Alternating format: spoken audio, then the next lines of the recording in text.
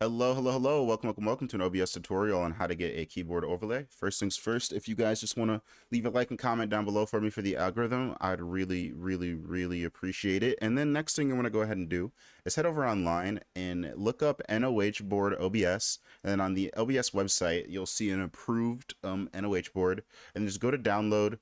Go ahead and download the zip file. Go to your downloads and extract it, which I already did. And then once you open it up, you just need to open up NOH board, and then it'll open up this, it'll open up like a little blue screen. You want to right click it and have it say show keyboard. So we'll go ahead and it'll, as you see, if you right click it, you'll press load keyboard and this will pop up, right?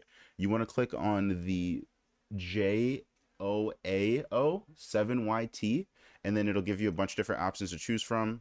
I like to go with the second option, and then you're just going to go ahead and press close, and it's going to give you this little ugly screen. I'm going to show you how to fix that. So you're going to go to your OBS, press plus, window capture, go ahead and press OK, and then it automatically did that as my window capture. Appreciate that. If it doesn't, just go ahead and choose it. And then to get it to go ahead and delete the other stuff, you just right click it, go to filters, add an effect filter, and then go ahead and add a chroma key to that, and then it will delete the green screen background, and you can put your thing wherever you want. And as you see, whenever I enter in a key, it'll go ahead and put that on my screen. If you guys have any questions, comments, or concerns, make sure to put them down below. But other than that, it's been an OBS tutorial. Thank you guys so much for watching. Have a wonderful day.